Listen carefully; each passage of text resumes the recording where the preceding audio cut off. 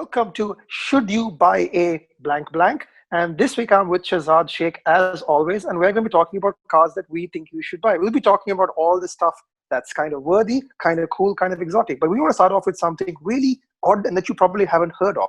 So this week we're talking about should you buy a Vector? Shahzad, what is a Vector? Dude, that is off the scale. I mean, it is just like nothing else that you could ever imagine. I don't know if people can see, but over my right shoulder, there's a picture of me sitting one on the screen, and I'll come back to that in a minute. But a Vector is a car that was created pretty much in the 70s in America. What was a guy called Gerald something? Gerald Weigart. He was called Weigart. Gerald Weigart. What a name. And then he had this idea. He originally came up with it in 72, I think he did a mock-up with this car. It looks like a 70s car, doesn't it? It looks like a 70s design. Well, it's got that sort of contemporary Lamborghini Countach kind of folded wild paper wackiness. Things. Yeah, that's the sort of wedge shape, folded paper, basically something that's off from a different planet. I mean, to be honest, if there's any car that can out-Countach a Countach, this would be the one. It's the Vector. It's that bonkers, you know. And at the time, you could, I mean, so the first mock-up he did was in 72. Right, he actually did. Hold on. Yeah. 1972. That's how old this car is. Yeah. And then he did an actual concept, I think, that was displayed at a show in 76, and that was a W2, which he then evolved into an actual car in 78. But then nothing pretty much happened, you know, because he had no money, right? So it wasn't until 1990 that these cars went into production as the W8. Weren't these cars available in the 80s?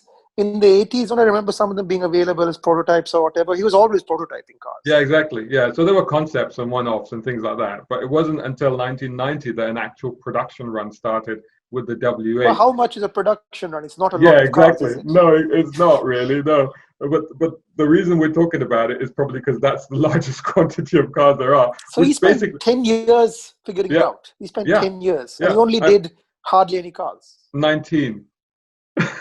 19.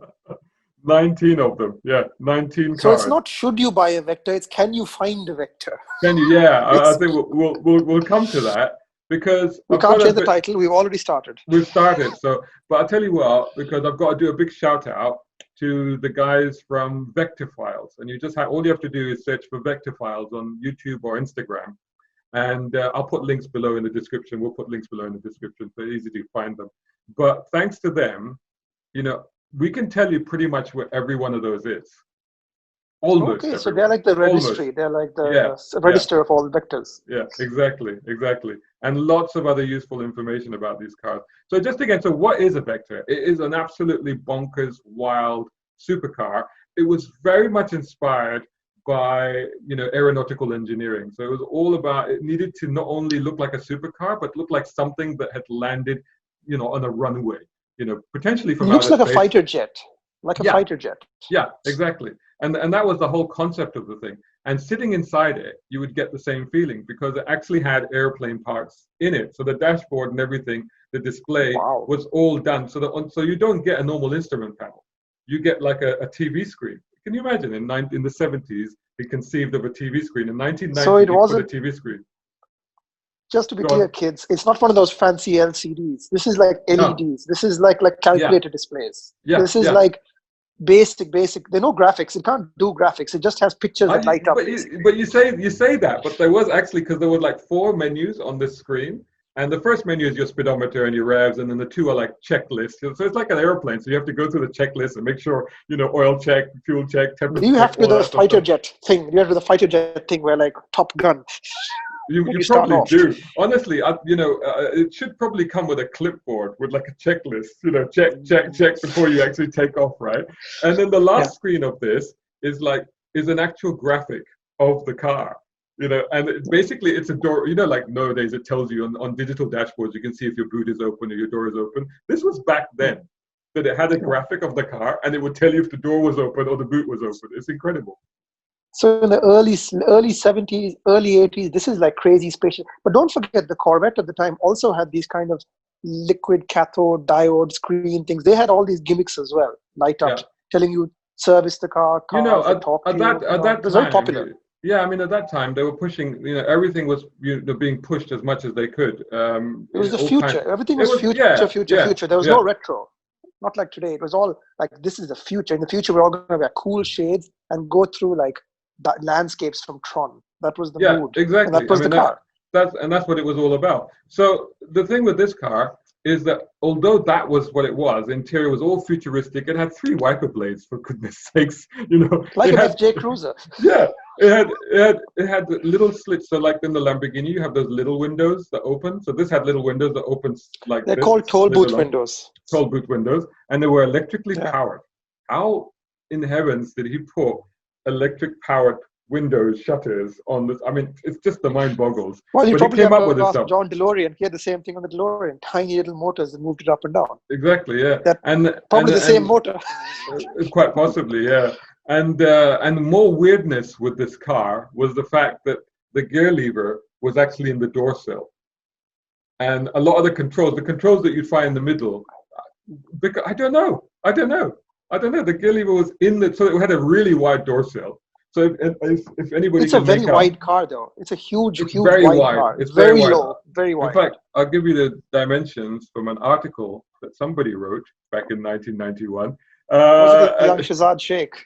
It might have been. And it says that 437 centimeter long. It is shorter than an F40, and 5 centimeters less width, but it's lower than any of its contemporaries. It's only 108 centimeter high. It's less than a Diablo. So it was pretty small, very, very low. And there you can see, I mean, I'll put up pictures onto this video, but you can see behind me, I'm sitting on the sill. It's that wide, and once you're inside, you got the whole electronics thing and everything would come up. There's all these buttons that are literally lit up and marked in aircraft style. So it just gives you that whole thing.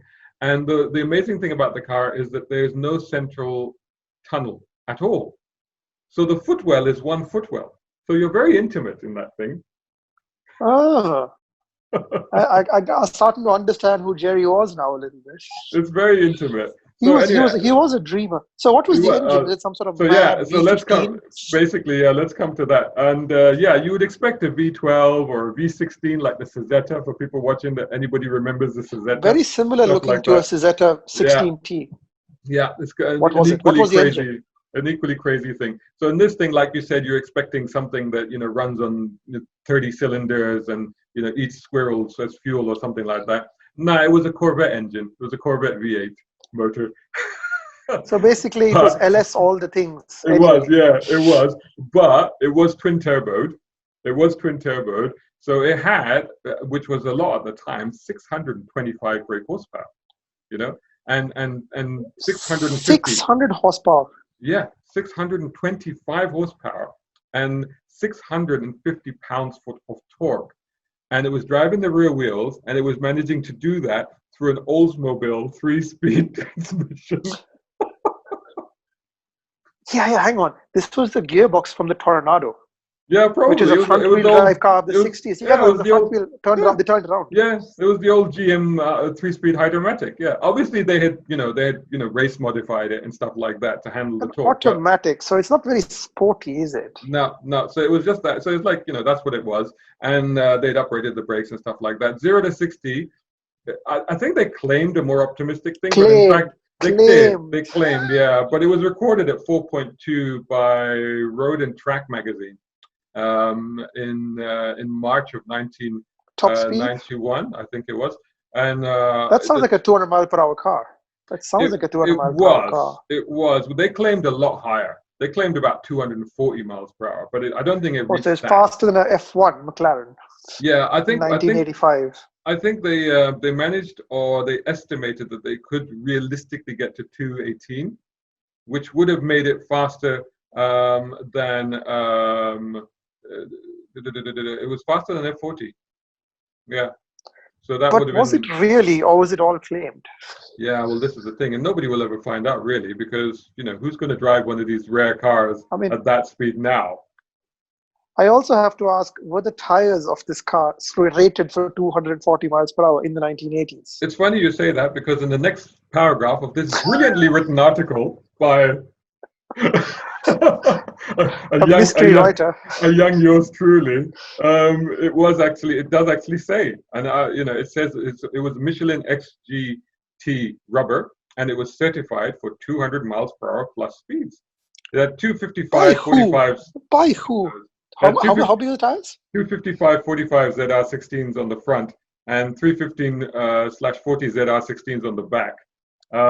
That's some fat tires on the back. Those are really fat numbers. 12-inch wide on the back. It was basically Kevlar and carbon fiber. If you think about it, wow! All the way back then, aluminium chassis on this thing. So Kevlar was big in the 80s, though. Everybody wanted to make cars out of Kevlar. Before carbon fiber, Kevlar was the old carbon fiber. Yeah, no, exactly. And and again, because of that whole airplane connection, they wanted to do that sort of stuff. So list price at the time was $283,750. This was at the time as American market pricing. So yeah, that's what that car was. That's basically what that car was. So now you can ask me, how do I know all this? How do you know all this, Shahzad? So it's a nice segue to the next segment there, because I was one of the few people to meet one of these cars back in 1991. And the article that I've been referring to, and I'll put a screen grab on the screen later, is the original article that I wrote in 1991 for Arab News. And I'll put pictures up of the car as I met it. This was, so let me give you some details of this car. This was chassis number 002. The first two cars, 001 and 002, were sold to Saudi royals. And they were delivered to Geneva. And 002, amazing. Yeah. They were delivered to their address in Geneva, and 002 was then shipped over to Jeddah. And I knew a guy called Jamil. He was a dealer. He was a dealer in used exotic and classic cars in Jeddah. It was a company called Asaf International. And he was a buddy of mine, and I used to sort of I used to help him out between freelancing for Saudi Gazette and Arab News. And I used to do things like write his ads for him, take some pictures, move some of the cars around. You must remember the story I told you about doing burnouts in the Silver Shadow. Yeah. That was with him. So he knew this car. It had been delivered to, according to the article, it was a Shaloub family in Saudi Arabia, which is incredible. Shaloub, that's a Lebanese family. That's not a, Yeah, so anyway, so they had the car. And we went to their majlis, their house, and we saw it a couple of times. And that's where I first met the car, and that's where some of these pictures that I'll put on screen. So was it being driven much? No, it wasn't even registered. It wasn't even registered. And I remember distinctly when I asked them, the car isn't registered. They just laughed at me. They're like, well, we don't need to register this car. But do they need to drive it? They did. They told me they had driven it, and in fact, the car later on, for Jamil, this friend of mine, it was a bit of a coup for him because he got them to agree to display it in the showroom for a while. And it was driven to the showroom, and it was a heck of a feat to get it in through the doors because it was just so wide. I remember I was there at the time, and to see this thing just literally millimeters on each side to get it through the doors. And so although in the original article I never drove it, to be honest, and it says I didn't even start it, but I distinctly remember it starting up because I remember all the systems coming on. So maybe by the time I wrote the article, no, but I distinctly remember, either I remember starting it up or maybe I filled in that memory, I don't know, but I'm definitely aware of it having run and having started up. And again, the people that owned it at the time, they were like, yeah, we've driven the car. And he said, we were stopped by the cops and they weren't bothered about the number plate. They were like, what is this? That was their main concern. Because you have to remember what was running around Saudi in the 80s. Cressidas, Laurel Altimas, Cedrics. Everything was a 3-box car designed in the 70s. And then you had this thing from the 70s, which was an incredible supercar. Exactly. And this was like 1990, 1991 when it was there. So this car, of course, the story continues with this car because after that, now, it's interesting because I told you there were 2 cars in Saudi, right? And apparently one of them was given to the family doctor. Can you imagine?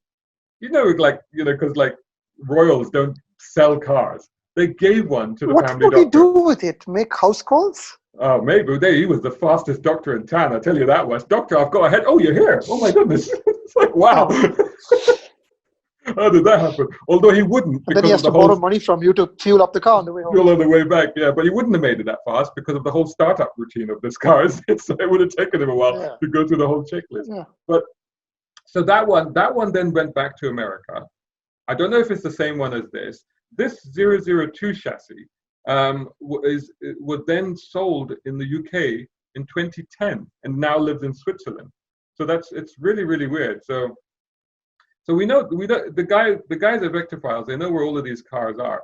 So just well, actually we'll come back to that in the next section. But that's the story of this particular car. There is a red one in Saudi Arabia, apparently still. They're not quite 100% sure, but they think that it was a gift from the Emir of Qatar to Mohammed bin Fahd, and it's chassis number 011. And so that one apparently is still there. And you will remember a couple of years ago, we went to the Concourse of Elegance, didn't we, at Burj Al Arab, didn't we? At the Burj Al Arab. Which chassis number was that? That was 007. So that was also black. Okay. Now both of these cars look black, but actually I'm told they're midnight blue. So apparently they're not actually black; they're midnight blue, but they look black. So that's the story of these cars, and that's the story of my connection with these cars. Can you buy one now? Suppose I want to buy a Vector. How do I buy one now? So, bearing in mind, there's only 19 of these in the world. There's only 18. It's a question worth asking. There's only 18 that we know of, and I can tell you where they all are exactly. Okay, so there are 4 in Europe. There's 4 of them in Europe, 1 in Spain, 1 in Germany, and 2 in Switzerland. There's 2 in Japan, and there are, as we've just said, 2, or we just established, 2 in the Middle East. The red one and chassis 007, which you can actually see if you go to the Royal Gallery at Abu Dhabi. Apparently it's on display there, but I think it's by appointment only that you can go there, but you can go there. And this is the SBH gallery, yes, I believe, in Abu Dhabi, that's right, yeah. So that car is there. And then there's 11 of them in the United States. And in fact, I think 1 is in New Jersey, because I think Doug DeMero reviewed it at the end of last year, didn't he? That's the red one, I think, that he reviewed. I think he said that one's in New Jersey. So there you go. So they are out there. They do exist. And I was talking to the guys from Vectophiles last night, and we've established that on average, they come up for sale about once every 3 to 4 years. So that's about when that happens, you know. So next question, how much is one of these worth today? Okay. What was it? The $280,000 you said in the 80s, in the 90s. Yeah. And what is it worth now? Okay, so actually I say that, but going back to the $283,750 according to my original article, which actually made it more expensive than the Lamborghini Diablo, which was $211,000 at the time, but it was cheaper than an F40, which was $400,000. The only other twin turbo V8 out there, really. At the time. Yeah. So crazy cars. So I have a listing here. So according to the guys, from 2000 to 2010, the values of these were only about $80,000 to $160,000. So actually, they were really quite affordable if you consider that that's considerably less than the actual price. I'm just rummaging around my pockets now. I'll just buy. Seriously, but the thing is, you're going to have to get into your DeLorean and put it into time machine mode, because you have to go back to that early decade, because since then it's gone a bit ballistic. It's gone a bit crazy. So 007, the chassis that we saw in Dubai, was sold in 2010. I guess that's when they bought it. That was sold for $250,000. That was in 2010. Wow. And in 2014, chassis 003 sold again for $250,000. Last year, a couple of prototypes. So at the end of this production run, Jerry, let's call him Jerry, because I feel like we're on those terms with him now. I feel like we're friends with Jerry now. Yeah. So he did a couple of concepts. So he did a Roadster and some additional concepts. They were called WX3. They sold for $600,000 each, apparently. And then in 2020, this year, 009 came up for sale at $720,000. I'm not sure if that's what it sold for. That's what it came up for. So again, speaking to the guys at Vectophiles, we sort of surmise that, they come up for sale once every 3 or 4 years. You're looking at least $500,000 for one. He did say that he'd heard of one that was up for sale for around that silly money, 700 plus, but it wasn't in great condition, so he was never going to get that money for it. So I reckon you're looking at $500,000 for one of these. Next question you're probably going to ask me is, well, can you even run one of these? I mean, how? Yeah, where do I find the parts for it? So it's a bit like your situation with your DeLorean, where there is somebody that can fix it. Now there is apparently the engineer, the ex-vice president of engineering at Vector is still around, and you can contact him. And his name is David Koska, and yeah, he'll sort you out. So. I mean, is he just going to make like chassis for you? He probably can, actually. Well, apparently, again, going back to the Doug DeMera video, the car that he had, obviously, you saw. I quoted the wheel sizes to you earlier, right? And he said it was impossible to find those tires now. It's just ridiculous. 255 45 ZR16 front, 315 40 ZR16 back. So the owner of that car contacted David. And David said, "I'll just make you a new set." Yeah. So he custom made tires. Wheels. Wow. He made him wheels. Oh, the wheels. So that he can buy tires that actually exist in the modern world and not in this crazy 70s sci-fi scape. So. Yeah. I mean, in the 70s, I remember cars that all had big fat tires and very wide. Today they are a little narrower, but they're very thin. So those tires are easier. Small tires are easy to get hold of, but fat, tall tires, very hard to get hold of. Yeah, no, exactly. I mean, to be honest, like all exotics of that era have problems, don't they? Like even our friend John Herman, who has he has 2 Countachs now, I think. Pretty much. Countach tires come up for sale every 2 or 3 years from Pirelli. Pirelli does a set. Same with the what was the other Lamborghini at the time? The LM002. Tires are available. They're about $20,000. Yeah, exactly. Yeah, and if you don't put your name down for one. And I think if you don't put your name down for one in time, you miss the batch, don't you? Yeah, you miss it. But there's always stuff floating around. You can always find stuff with those cars. It's just the prices are very expensive. Yeah. So is it reliable, a Vector? Did your man at Vector Files tell you if it actually breaks down, or it was all custom one-off parts? Yes and no. Because actually the mechanical bits of it were not that unusual, are they? And the engine, of course, wasn't that stressed, because it was already a V8 anyway. Twin turbos on it, I think potentially you could run that car. I don't think you would want to, because there's so many bits of it. Like if that window thing breaks down, how are you going to replace it? If that display screen breaks down, where are you going to find that? You're not. So there's lots of things on the car I think that are quite fragile. And I think it would be a task to find them and fix them and repair them. But I think in terms of the drivetrain, I think it's pretty, it's not that exotic really, is it? It's a Corvette V8. So it's all the trim pieces and body panels that are really hard to find. I mean, nobody has a Kevlar loom now to make Kevlar bits for you. But Oh, fun fact, actually. If you want to actually see the cars, Jerry Weigert himself is still pretty active in the cars and coffee scene. Yeah. And if you pop around in California, he occasionally brings some of the prototypes down. He's still driving them on the street. Oh, wow. He's still driving them. And he's still coming up with crazy concepts. And he's always talking about the next Vector. And every once in a while, he'll start a new Vector car company. Well, exactly. So this is the thing. So those 2 prototypes that were sold recently, the ones in 2019, again, I can't confirm if they were sold, but they were up for $600,000 each. They were being sold so that he could do new projects. That was the idea behind that. So he's trying to raise money because he's still going to do stuff. Remember, at one point his company was taken over, and then there was an M12. There was a Vector M12, which was basically a Diablo reskinned.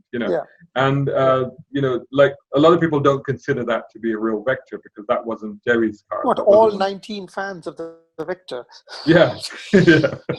Oh, to be honest, not a real Vector. There's a lot of people who are fans of the Vector because there was just nothing like it. I mean, it was one of the 80s, 90s ultimate poster cars. It really was absolutely phenomenal. It's an extraordinary machine with an extraordinary story to tell. I mean, it's just incredible. But my only regret, having met that original one twice, I know what you're 3 times. say. and then meeting the one in Dubai as well. I never drove it, and I've got one day I've got to drive one of those because that's just something else really.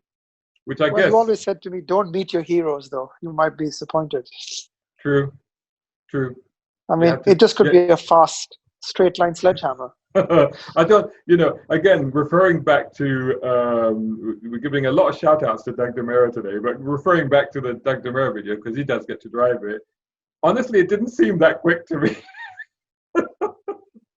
I haven't watched the video, but I would imagine by modern standards, it's probably not that fast. I mean, they're probably laggy, big turbos. Yeah. Was it 5.7 liter V8 or 6 liter? How big was the V8? 6 liter V8. Okay, so it was the biggest one they had at the time. Yeah. But it doesn't, like, today they're like really ballistic cars, and they're also much, I don't know, I mean, the power seems right. So either two things are wrong. Either it's not as light as Jerry claims, or it's not as powerful as Jerry claims. Yeah. Because nowadays cars are both light and very powerful. Exactly. And they're also that, back then, again, a 3-speed transmission. I mean, it's not going to be very good at getting that, getting all it's that not putting the power down. No. It's again, gear 1, gear 2, gear 3, done.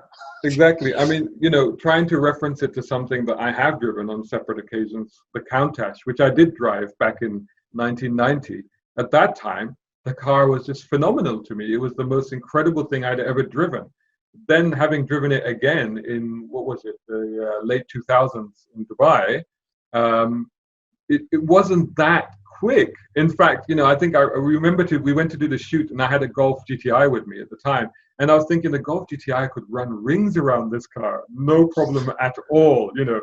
But on the other hand, the Golf GTI doesn't have scissor doors and that massive wing on the back. So, these cars are all about theater. They're all about drama. Yeah. They're all about presence. And in that way, they're basically the ultimate cars and coffee car. Exactly. And in that sense, even though you say don't meet your heroes, I don't think I would be disappointed. Because remember, you were there when I went, when I turned to jelly, when I saw that chassis 007. No, it's a stunning thing, but it has a real presence about it. But it's a car to be stared at. I'm not sure it's a car to be driven. But Jerry doesn't care. Jerry got to make 19 of them. That's all that he cares about. He's a hell of a dreamer. And I like dreamers. So that brings us neatly down to our last section, doesn't it? It's like, would we buy one? So the question is, would we buy one? Would we buy into Jerry's dreams? You go first. Because I've just basically introduced this car to you. So based on everything that I've just told you, what would you buy one? Now. This is now, right now. Right now, with my own money. So money that you stole from somewhere, because we're talking $500,000 or 700,000. If I had money, I think I'll get to my conclusion in a minute, but I'll get my build up first. So first and foremost, I didn't have the experience you had of meeting it at a young age, and it's such an impression to leave on you. Yeah, I saw it in Dubai a couple of years ago, but it was a stunning looking car. I mean, just to look at it, it blew everything else away at the concourse. Yeah. You just have to sit and stare at it. Did I want to drive it?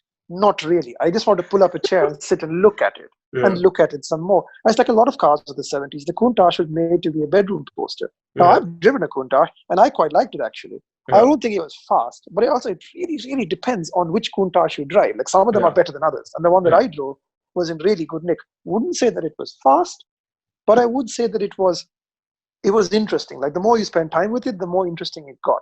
Yeah. But the Vigard. Why do you call it the Vigard? The Vector. The Vector. Because nobody. I should throw in a fun fact that many people are not necessarily aware of. It didn't have any memorable TV or film appearances except for one. Uh-huh. It showed up in a pilot episode of Remington Steele. Did it? Yeah. Wow. I'm gonna have to look that up. But I'm also gonna have to. But I'm also gonna have to correct you. Yeah. Because I believe it was in a Japanese movie. What movie? Oh, holy crap. I have to check that out. What movie? Yeah, I don't know. I have no idea, but I remember seeing somewhere that a Vector appeared in a Japanese movie. Now, you're going to have to do your homework and find out now where that was, but I don't have that in my notes. But I'm pretty sure I remember seeing that somewhere, that it was featured in Japanese. So here's the thing.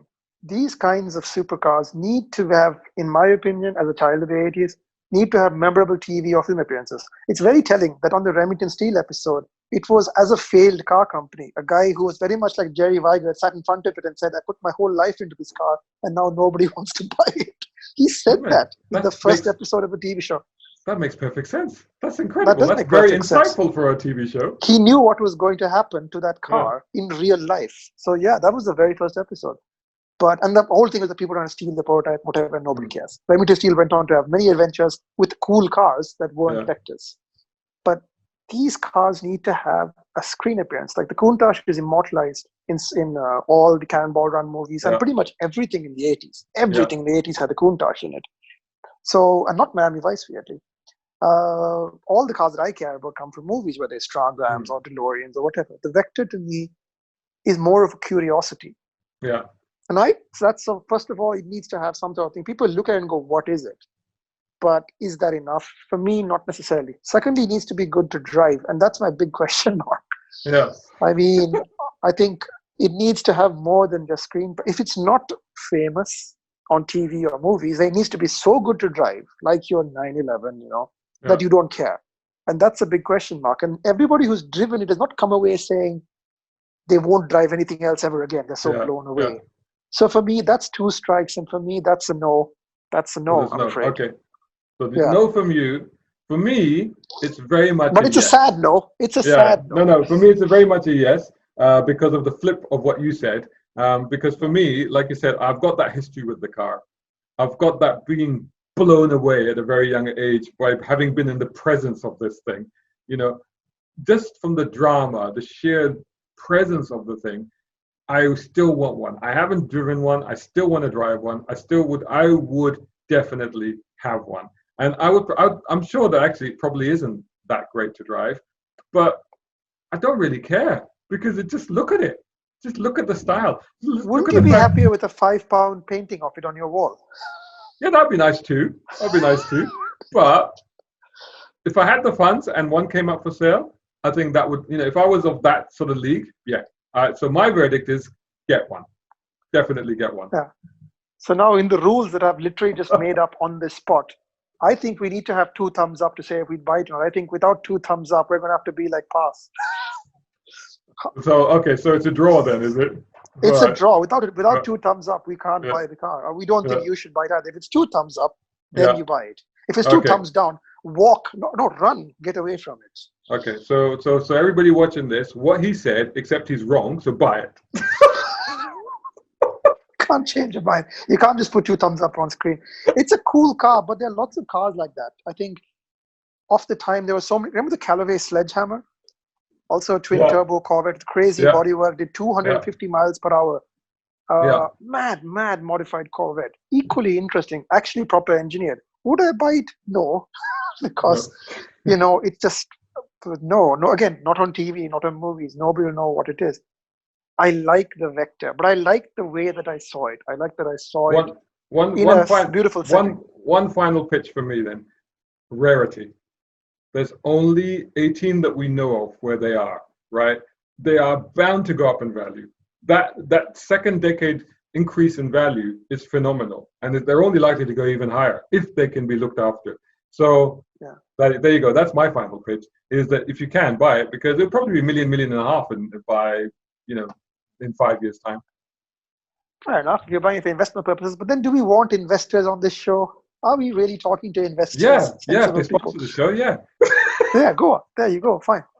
Buyavector.com. So yeah, kind of an ambivalent start, but I think, There you go. So there you go. That's it. That's our first episode. So stay tuned, everybody. We're going to be doing a few more of these. And they won't all be crazy stuff like vectors and stuff. There's going to be quite a diverse range, let's say, of vehicles that we'll be covering. And so tell us what you want to. Tell us what you think we should buy or you should buy. And we'd love to talk. We'll discuss it. Tell us what you want to see.